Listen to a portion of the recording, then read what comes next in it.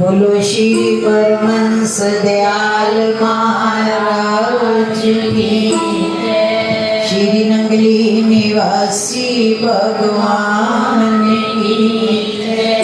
बोलो मेरे स्वामी जी महाराज की जय। श्री जुगल जोड़ी महाराज की जय। मेरे सदगुरुदेव श्री जुगल जोड़ी महाराज जी के एक इलाही और निराले फकीर पूज्य भाई जी, ये प्रत्यक्ष को प्रमाण की जरूरत नहीं होती।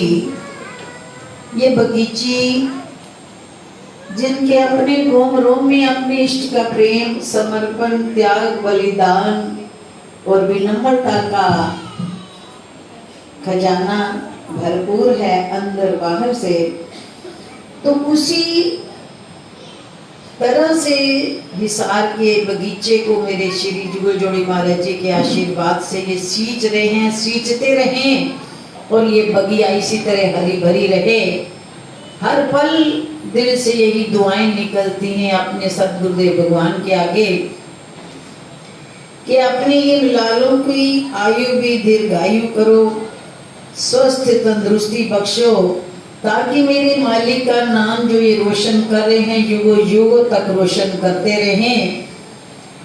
तो इन प्रेम की मूर्तियों को, विनम्रता की मूर्तियों को, इनके एक एक शब्द जो अभी हम सुन रहे थे, एक शब्द ही काफी है जीवन में अगर उतर जाए तो, क्योंकि इसका कोई मोल नहीं होता। संसार की वस्तु को बाजार से खरीद सकते हो पैसे देकर झूठी माया से, लेकिन फकीरों की जो रहमत होती है ना, ये बाजार से खरीदी नहीं जा सकती। ये रहमत अंतर मन से जो इनके उद्गार होते हैं, ये एक दुर्लोक की वाणी होती है, सचखंड की वाणी होती है। जो सतगुरु से जुड़े होते हैं उनको वो शब्दों के मोहताज नहीं होते, ना वो दुनिया के लिए कुछ करते हैं। वो तो सतगुरु का संदेश जो ऊपर से आता है वे वाणी से बाहर निकल जाता है। लेने वाले पे निर्भर है वो उन शब्दों को क्या समझते हैं। उसकी केवल शब्द और व्याख्या पे जाते हैं या उस सार में डुबकी लगा करके सदा के लिए नूर और नूर हो जाते हैं। ये है लेने वाले के ऊपर निर्भर। तो पूज्य भाई जी के मुखारबिन से भी हम सुन रहे थे, क्योंकि बिना प्रेम के आज संसार में देख लो, किसी शादी पे किसी को बुलाना होता है, कई तरह के न्योते देते हो, घर तक जाते हो या संदेश देते हो, तुम उसके यहाँ जाते हो वो तुम्हारे यहाँ आते हैं, ये एक व्यवहार बना हुआ है।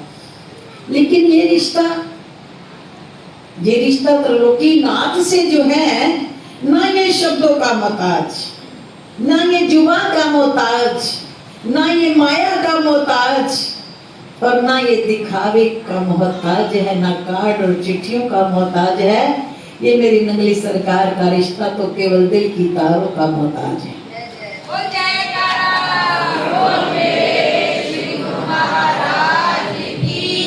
इस दिल की और प्रेम की तार की तो कीमत है ही नहीं दुनिया में।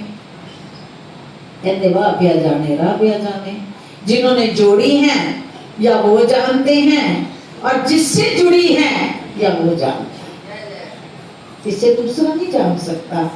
क्योंकि जिसने जोड़ी है वो जानता होगा कि उसके मिल जाने के बाद जिंदगी क्या से क्या हो जाती, और जिससे जुड़ी होती है वो जानता है कि मैं इस पर सब कुछ न्यौछावर कर दूं तो भी कम है।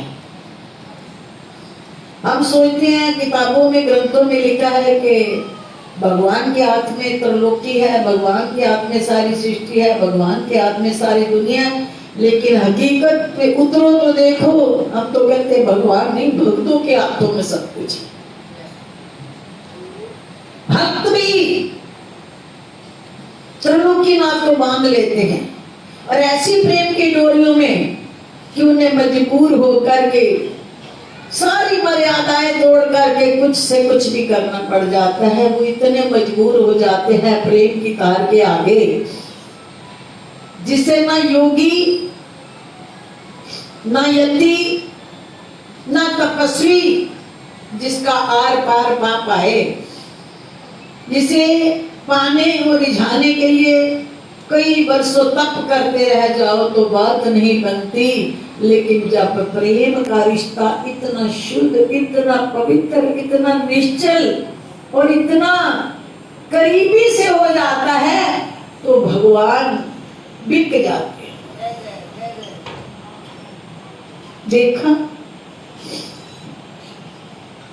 और ये हकीकत है। आज नंगली निवासी भगवान साकार आए, साथ चले, तो ये क्या कहें, हमारे पास शब्द नहीं है। ये तो अनुभव का विषय है कि प्रेम की डोर से बंधे हुए, दुनिया को नचाने वाले भक्त के इशारे पर नाचते हैं। और वो जब नाचते हैं, महफिल में क्या रंग बरसता है, क्या से क्या हो जाता है। ये तो एक अंदर का रस है, ना ये दिखावे की कोई बात है और ना ये शब्दों का मोहताज है।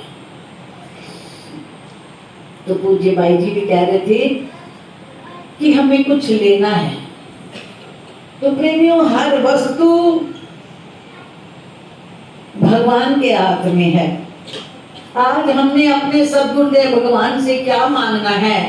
कुछ ना मांगो, क्योंकि जिस वक्त, पहले भी ये प्रसंग कई बार सुना होगा कि जिस वक्त युद्ध में भगवान विष्णु के सामने दुर्योधन और अर्जुन दोनों आए थे, तो भगवान ने कहा मेरे हाथ में दो चीजें, एक तरफ तो समझ के लिए शस्त्र भी चाहिए, सेना भी चाहिए, वीर भी चाहिए, युद्ध लड़ना है।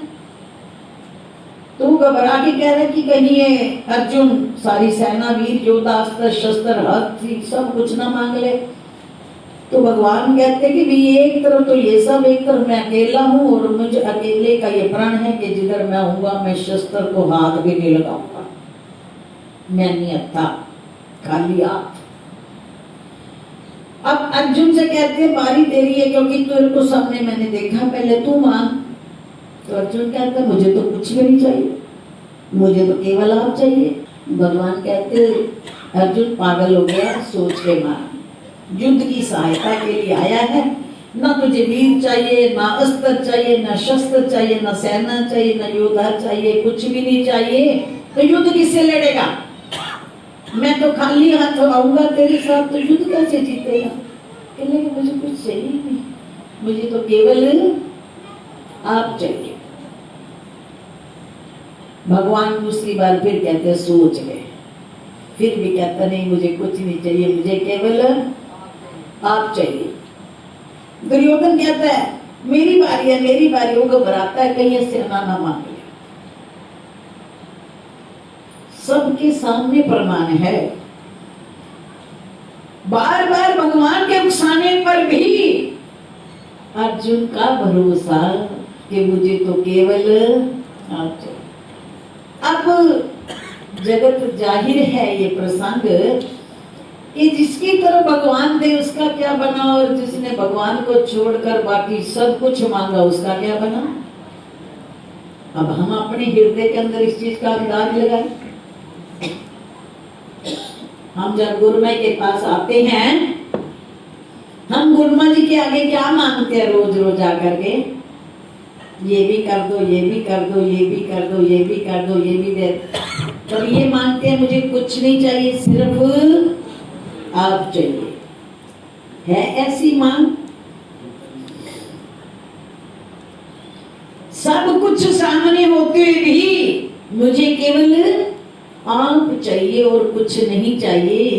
तो जिसने उनको मांगा क्या वो खाली हाथ आए?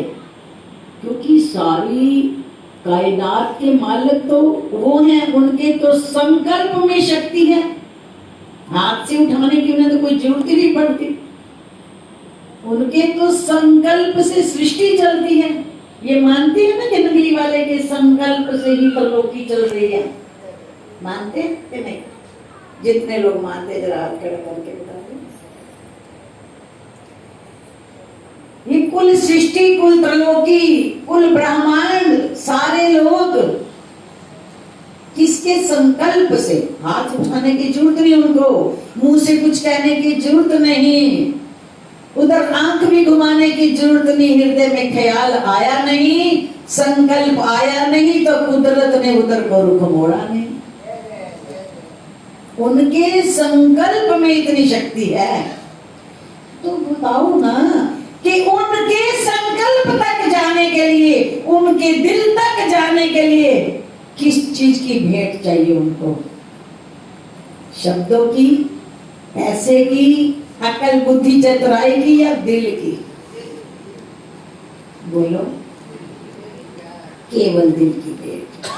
तो आज हमने सतगुरु से निरंतर यही मांगना है, आज से लेकर जब तक सांस है, कि मुझे वो बना दे जो तेरी पसंद है, और जो उसकी पसंद बन जाते हैं उनके लिए वो क्या करता है, क्या नहीं करता, क्या नहीं करना आता उसे?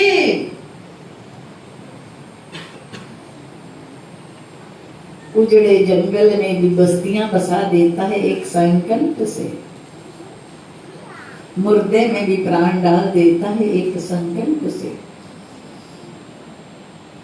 एक आंखों देखी लीला है, हफ्ता पहले एक बच्चा, उन वाले वो बच्चा कीर्तन में भाई जी के साथ सत्संग में जाता है, उसके बड़े भाई को हार्ट की अटैक